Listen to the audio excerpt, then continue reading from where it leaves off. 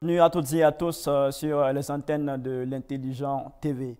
L'une de ses ambitions était d'être le premier magistrat de Divo, mais il va devoir encore attendre dans 5 ans peut-être.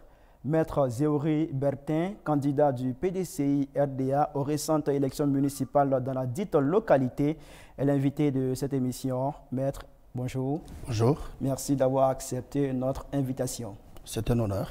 Alors, Maître, avec vous, on va parler bien évidemment de ces élections municipales, mais en tant qu'homme politique cadre du PDCI RDA, on parlera avec vous de la vie de votre parti politique et puis on va vous amener à vous prononcer sur l'actualité sociopolitique en Côte d'Ivoire qui est marquée par la hausse des prix du carburant et puis par la nomination de président d'institution par le chef de l'État Alassane Ouattara. Et bien évidemment, les questions qui concernent la sous-région ouest africaine. Ça vous convient? Très bien. Alors, Maître, on va commencer avec les élections municipales. À Divo, vous étiez candidat. Les choses n'ont pas tourné en votre faveur. Dans quel état d'esprit vous êtes actuellement? Combatif, comme toujours. Vous êtes combatif, c'est-à-dire? C'est-à-dire, les municipales sont terminées. Nous avons demandé une annulation des élections pour cause d'irrégularités diverses. Le Conseil d'État en a jugé autrement. Nous demeurons aux côtés des populations. Vous l'avez dit, vous avez introduit une requête au Conseil d'État à l'effet d'annuler les résultats dans la localité de Divo. Le recours, il a été rejeté par le Conseil d'État. Qu'est-ce que le Conseil a mis en avant comme argument pour juger votre requête infondée? Pour l'instant, nous n'avons pas les motifs du Conseil d'État. Nous savons juste que la requête a été jugée recevable et rejetée parce que mal fondée. Quand on parle de mal fondé en droit, ça peut être sur des questions de procédure ou sur des questions de fond. Nous attendons de recevoir l'arrêt du Conseil d'État pour savoir ce qu'il en est exactement. Alors, Maître, quand vous dites que le Conseil n'a pas donné clairement les motifs et le Conseil décide d'annuler, sinon de rejeter le recours, comment vous interprétez cela, le fait que le Conseil n'ait pas donné les motifs pour annulation de votre requête? C'est normal, il leur faut un petit temps pour mettre en forme, rédiger et puis ensuite délivrer aux demandeurs, aux requérants.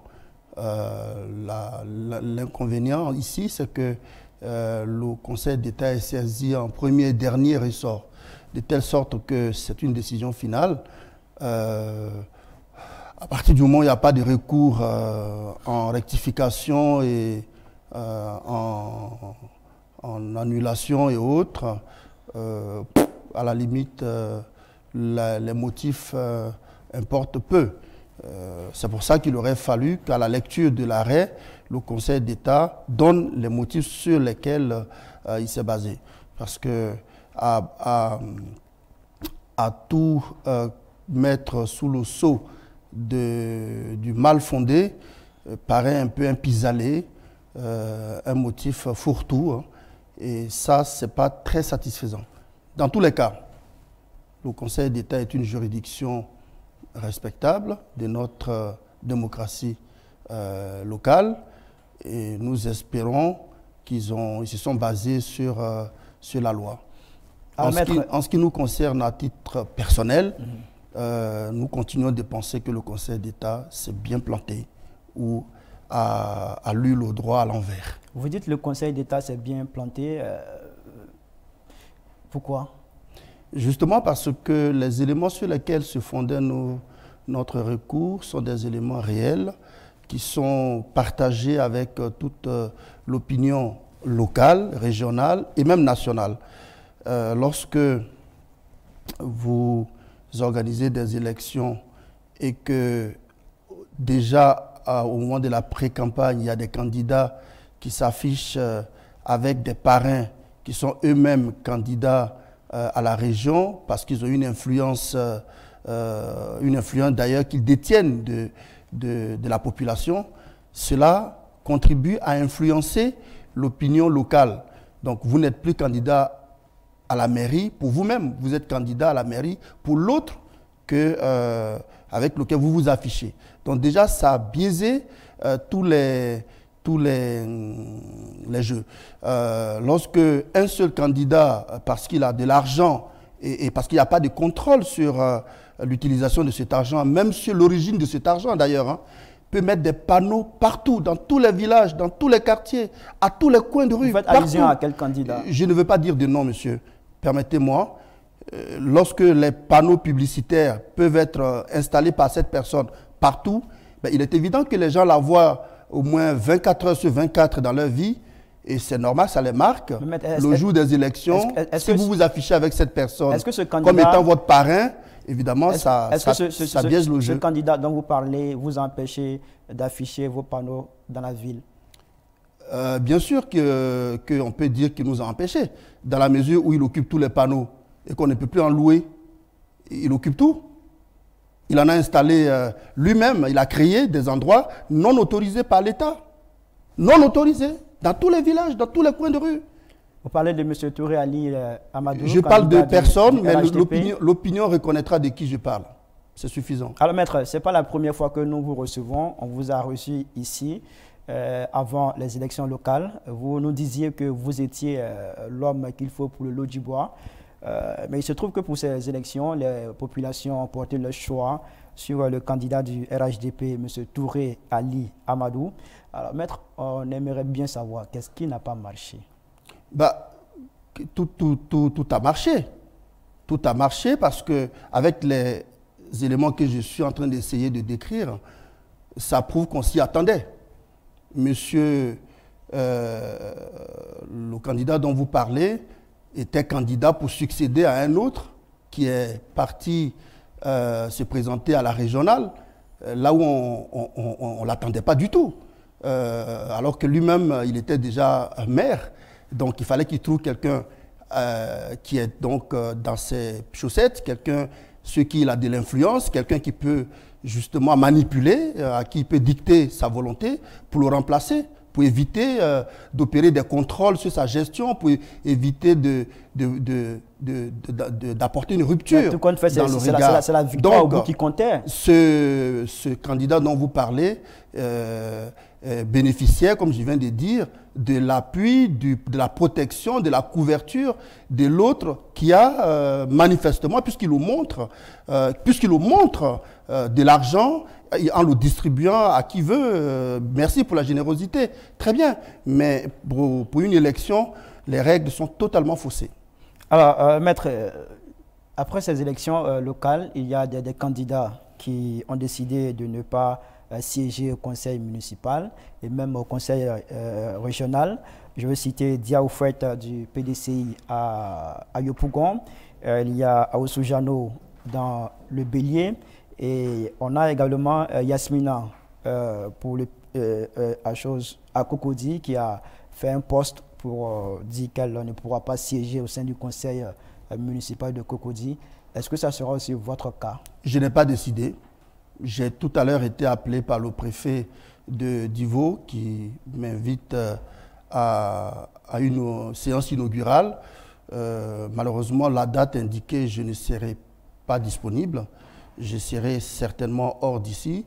Par conséquent, je verrai avec mes équipes quelle décision arrêter à ce sujet. Pour l'instant, on n'a rien décidé, mais retenez que je suis, moi, légaliste et démocrate, au point que j'estime que la gestion de la cité, la gestion des collectivités, la gestion des hommes doit se faire dans une synergie, dans le respect des uns des autres, dans le partage, ce qui n'est pas justement la valeur des personnes qui semblent s'installer à la tête de nos institutions. Maître, quand vous dites que vous êtes légaliste, vous êtes démocrate, est-ce à dire que ces personnes qui ont décidé de renoncer au conseil municipal, ils ont mal agi, ils ont posé une action maladroite? Non, je n'ai pas dit ça. Il y a des chances que je me range de leur côté, il y a des chances que non. Pour l'instant, je n'ai pas décidé. Dit que vous êtes légaliste, démocrate, ça veut dire que vous ne comptez pas du tout renoncer au siège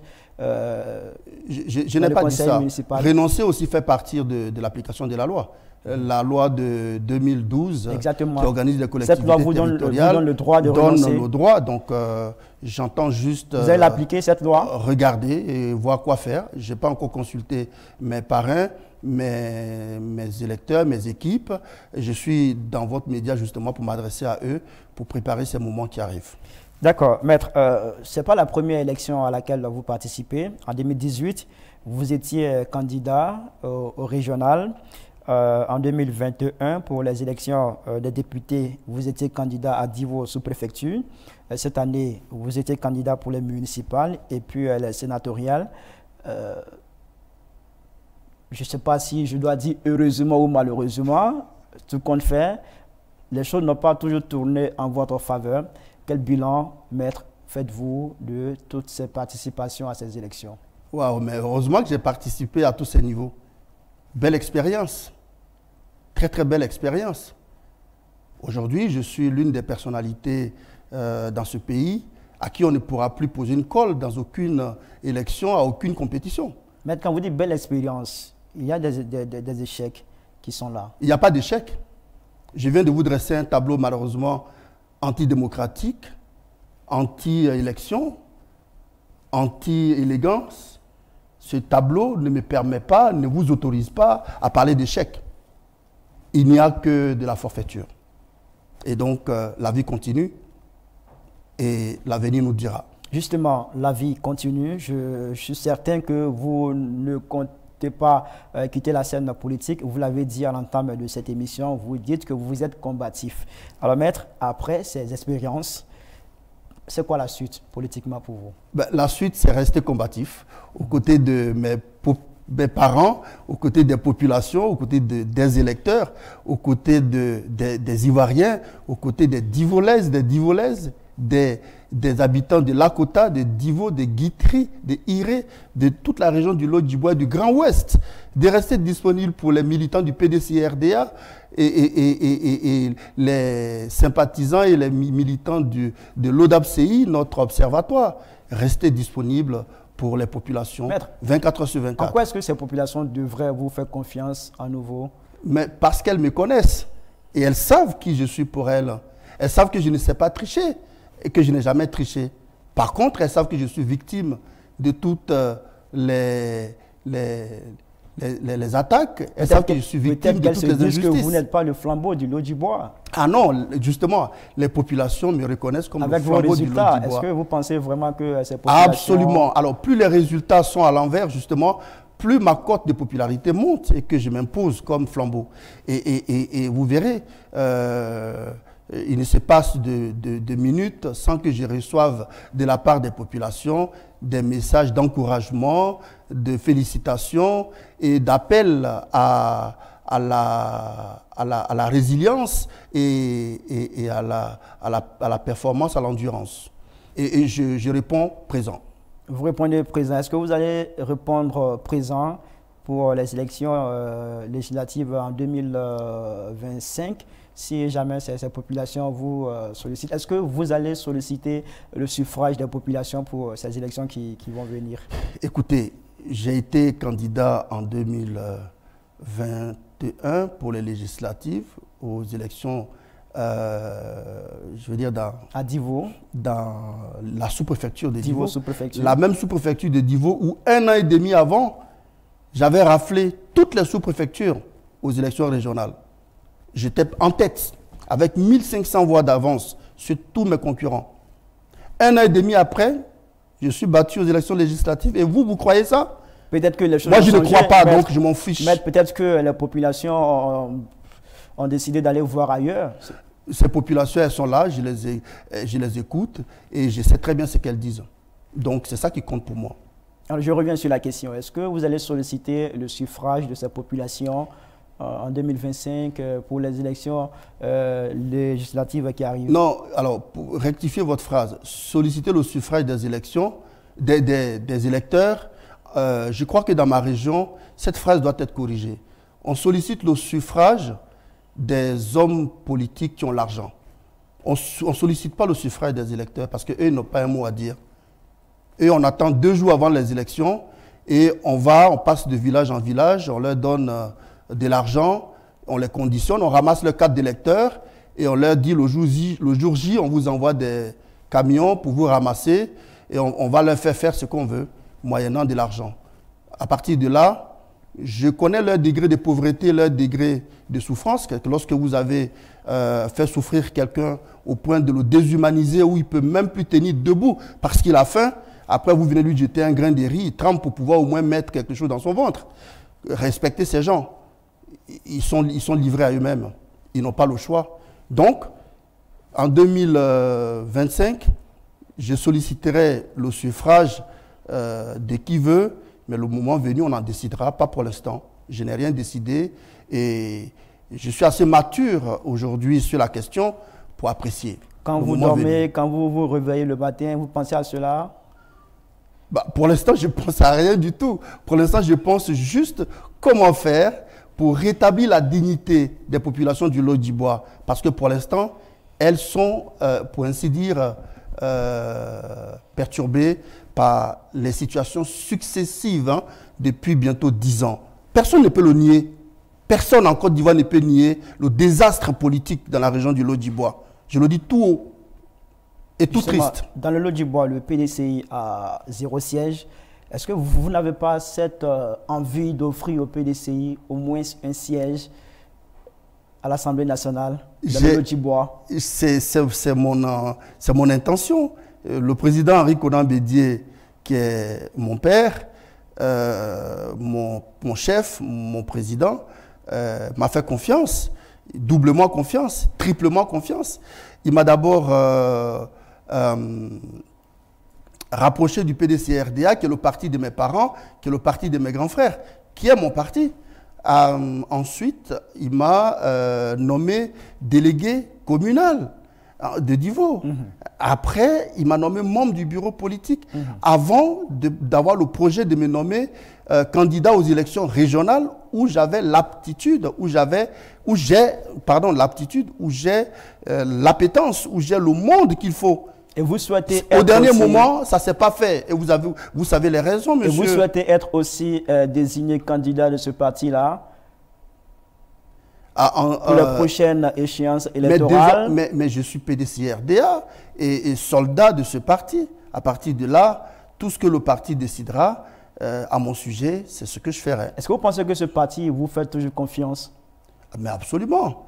Le parti me fait tellement confiance qu'au lieu d'une élection municipale, le parti m'a demandé de souscrire à une élection sénatoriale en plus. Et vous n'avez pas ramené la victoire au parti? Mais comment voulez-vous remporter une victoire aux élections sénatoriales alors que vous n'avez pas la majorité aux élections municipales? Et justement, pour les municipales aussi, il n'y a pas eu de victoire. Justement, ce sont ces fêtes-là qui poussent certaines personnes à s'interroger sur la confiance que le parti pourrait placer en vous à nouveau. Non, notre parti est très lucide. Le PDCI est très lucide sur son parcours. Et le PDCI sait très bien ce qui s'est passé. Le PDCI sait très bien qu'il n'y a pas eu d'élection dans les règles de l'art. Le PDCI sait très bien que si on avait compté une pensée, un individu de Divo, une ambition de choisir une autre, et ensuite, on aurait trouvé que Maître Zéhouri gagne haut les mains les élections municipales de Divo et régionales. S'il vous plaît. D'accord, maître. On vous a bien compris. On parle toujours du PDCI, RDA, votre parti politique. Le 13e congrès extraordinaire du parti était initialement prévu les 19, 20, 21 octobre 2023. Ce congrès a été reporté du fait du décès du président Henri Konan Bédié. Est-ce que vous avez une idée des nouvelles dates qui sont retenues ou qui sont envisagées par le parti pour tenir ce congrès qui doit désigner le candidat du parti, sinon le président du parti? Écoutez, je préfère laisser cette question aux instances, j'allais dire, dirigeantes de notre parti qui s'attellent, qui sont en discussion. Le peu que je peux vous dire, c'est que la transition démocratique, elle se fait avec douceur au PDCI. J'étais dans... Elle se fait avec douceur, c'est-à-dire? J'étais dans vos micros il n'y a pas longtemps pour rendre hommage au président Henri Konan Bédié. C'était l'époque où il venait de rendre le costume des présidents. Je veux dire, il venait de décéder. Et puis donc, on pouvait s'attendre à une charibada au PDCI. Non, l'article qui prévoyait la nomination du président Koupli Boni comme intérimaire a été mise en œuvre.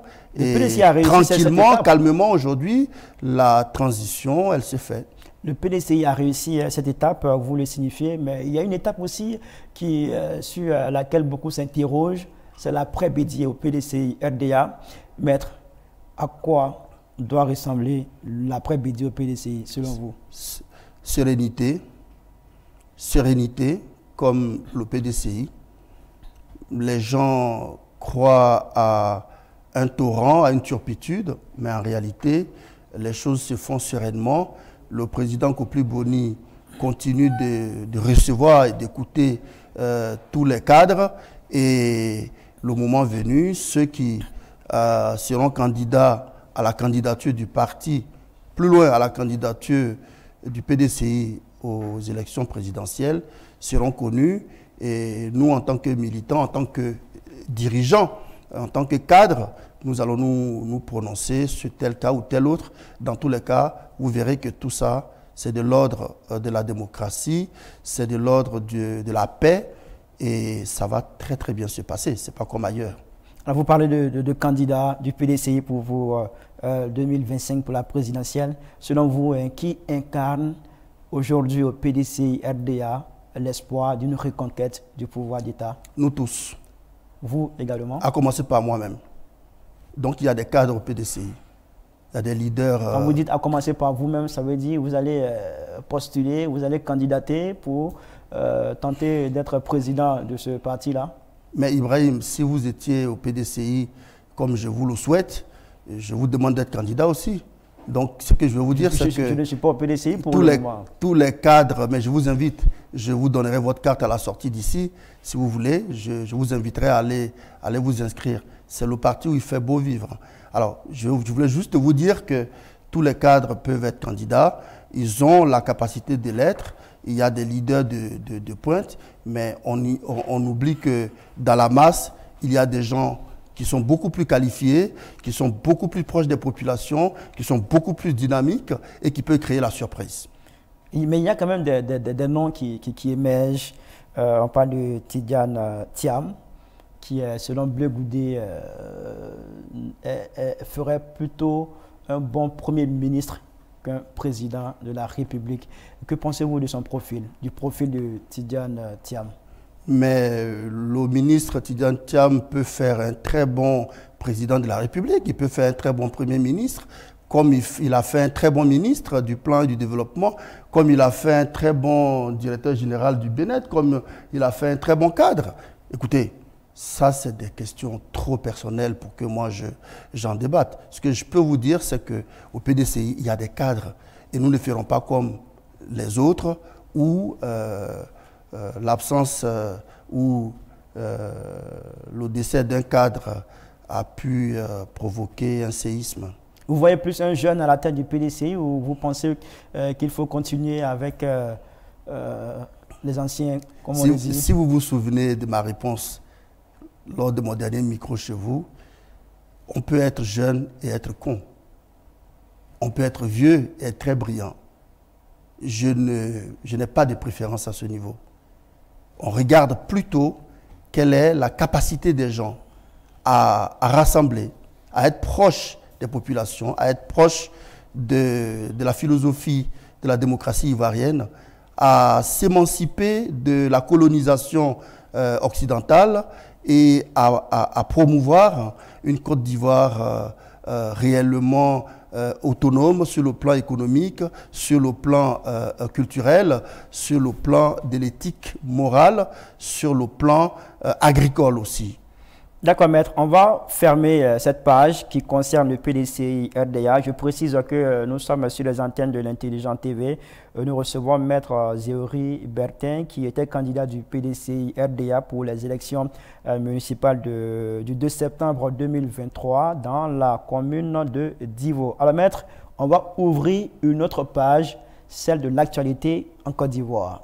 Homme politique, vous êtes au fait de l'actualité en Côte d'Ivoire et vous savez qu'il y a un sujet qui suscite des grincements de dents actuellement, c'est bien sûr la hausse des prix du carburant. Votre regard là-dessus, c'est quoi? Mon regard, il est évidemment gêné, puisque la croissance dont se revendique la Côte d'Ivoire ne peut pas s'accommoder d'une flambée des prix qui neutralise les efforts du gouvernement en matière de croissance. Alors on peut se poser la question de savoir si cette croissance qui est annoncée est une réalité ou un leurre. Alors, selon les experts en la matière, l'ajustement qui a été fait est léger, est social, est maîtrisé. Et le gouvernement a signifié que des efforts ont été faits pour que le coût soit encore un peu bas. Il y a 60 francs qui ont été juste ajoutés. Tout ceci grâce aux efforts qui ont été faits par le gouvernement. Il y a quand même des efforts qui ont été faits, maître. Ces efforts, d'abord, ils sont normaux. Ensuite, ils ne suffisent pas. Ils ne peuvent pas suffire.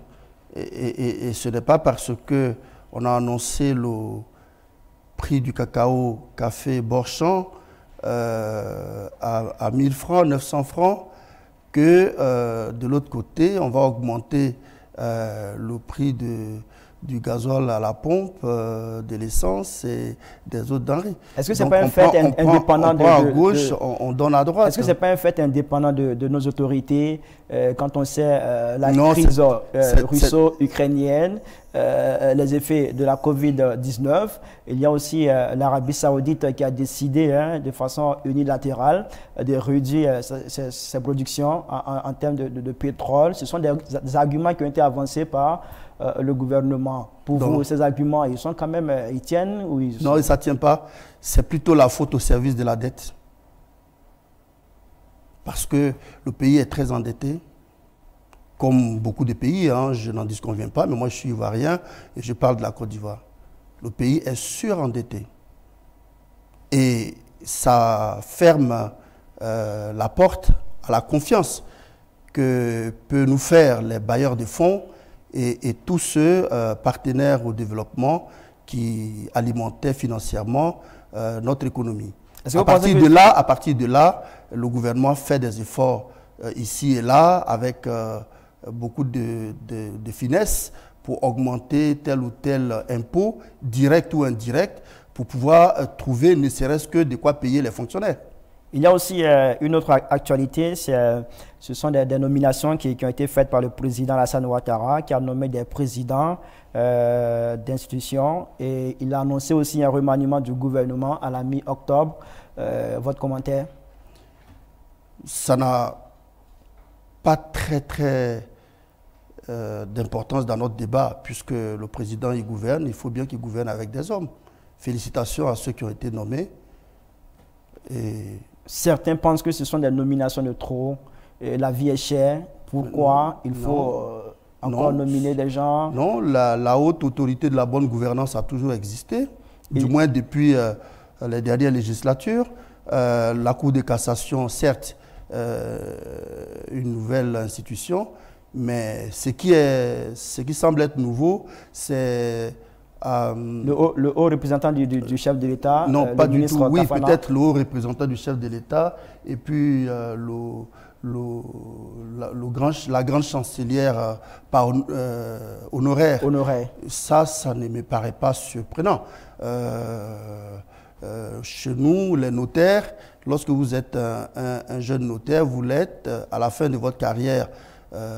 Si vous souhaitez vous retirer, vous vous retirez. On peut vous nommer notaire honoraire. Donc ça, franchement, ce n'est pas surprenant. Après, le poste de haut représentant du chef de l'État, c'est une nouveauté que moi, je ne maîtrise pas trop. Je ne voudrais pas en parler plus. Maître, dernière question pour terminer. On va s'intéresser à l'actualité dans la sous-région. Vous le savez, le Mali, le Burkina, la Guinée, le Niger et même récemment le Gabon. Ces pays sont dirigés à ce jour par des militaires. Vous, en tant qu'homme politique, comment vous interprétez tout ça? C'est un fait. C'est un fait. Nous constatons tout ça, tout comme vous, avec beaucoup de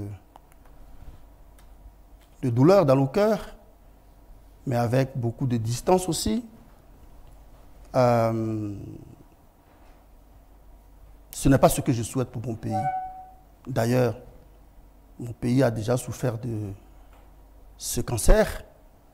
Et quand vous regardez l'attitude des Ivoiriens, quand vous voyez l'attitude des Divolais, des Lakoto, des gens de Guitry et de Iré, c'est justement parce qu'ils ont déjà connu ce cancer, ils n'ont pas envie de le revivre.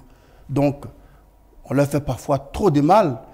On les vole, on les spolie, on les traite de vauriens, on paye leur conscience, on donne des résultats qu'ils n'ont jamais fournis, etc. Mais ils ne réagissent pas parce qu'ils veulent éviter ce genre de situation. Alors, que ça se passe en Guinée, au Togo, au Mali, au Burkina, au Burkina, Niger, au Gabon, j'ai dit, il faut que ça s'arrête.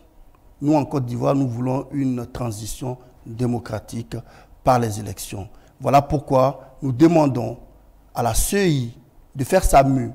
Nous demandons à la CEI de devenir une commission électorale indépendante et de cesser d'être dans les bottes du pouvoir. 85% des représentants à la CEI sont affiliés au pouvoir en place. Le PDCI hier aussi. Le PDCI hier. Quand je parle de 85%, ça veut dire qu'il y a 15% pour tout le reste. Maître, c'est inadmissible. Nous sommes à la fin de cet entretien. Votre mot de la fin? Mon mot de fin, c'est d'inviter les habitants de Divo, ma ville natale et d'amour, ma ville de cœur, les habitants de la région du Lodjibois, de Lakota, de Guitry, de Iré, Lozoa, Yokobwe, leur dire toute mon affection en tant que leader, en tant que leur flambeau, en tant que leur fils, en tant que leur frère. Cet amour, il ne dépend pas du matériel. Il ne dépend pas d'un poste d'élection, d'un poste de nomination. Il ne dépend aucunement des faveurs de qui que ce soit. Cet amour dépend uniquement des liens que j'ai tissés avec eux, pied à pied. Et je voudrais leur dire combien je les aime et qu'à tout moment, ils peuvent compter sur moi. Je ne reculerai pas. Je ne reculerai jamais. Jamais. Je les regarde droit dans les yeux et je leur dis qu'ils fassent confiance. Les choses vont bouger. Ce que je vais leur redire au sujet de la commune de Divo, c'est que un maire va certainement s'installer dans les jours qui viennent. Ce maire, il vient dans les bottes du maire sortant, avec le même style, mais ce maire a quand même des problèmes judiciaires graves. Il est poursuivi par la justice dans un cabinet judiciaire où il est poursuivi pour on va dire des crimes commis à Toumoudi et à Divo dans les années 2020. Il n'est pas là pour répondre à ce que vous dites là, le concernant, c'est quand même un peu grave. Non, c'est un rapport qui est officiel et qui circule. Oui, je vais même vous le donner. Oui, maître. Ce n'est pas moi qui l'ai signé, c'est le procureur Adou. Il n'est pas là. C'est le procureur Adou Richard qui l'a signé ce rapport. Il n'est pas là pour donc, vous pouvez l'appeler et vous le recevrez sur votre plateau. Il n'est pas là pour vous non, recevez ce monsieur sur votre plateau et je vous donnerai le rapport. On le fera. Et même s'il faut un plateau débat, vous deux. Non. Vous ferez comme vous voulez, mais le rapport dont je parle, ce rapport a été signé du procureur Adou Richard et ce rapport vous sera remis et à ce moment-là, vous lui poserez la question pour savoir pourquoi il est recherché par la justice ivoirienne et la justice internationale. Donc, je dis juste au Divolais que voici une situation qui pourrait demain être une gêne pour notre progression. Après, si être maire, ça lui donne une immunité judiciaire, très bien. J'espère qu'il profitera bien de cette immunité. Si être maire veut dire qu'on ne peut plus être poursuivi par la justice parce qu'on a commis un crime à Toumoudi, à Abli ou à Divo, où on a participé à commettre un crime, où on a donné les moyens ou l'occasion à quelqu'un de commettre un crime, les recherches qui sont effectuées à son sujet sont quand même l'affaire des Divolais. Parce que la personne est censée incarner, n'est-ce pas, leur magistrature suprême. Merci, maître. Merci d'avoir accepté notre invitation. C'est ici que nous refermons totalement cette émission. Merci infiniment et puis on va vous souhaiter bon vent pour la suite. Vous l'avez signifié, vous restez combatif. On vous le souhaite. Merci infiniment. Merci Beka. Merci. Merci beaucoup. Je demande aux populations de me suivre et de continuer à me suivre attentivement. Le combat continue. Merci beaucoup. Merci à toutes et à tous d'avoir suivi cette émission. Et puis, soyez toujours connectés sur l'Intelligent TV. À très bientôt. Au revoir.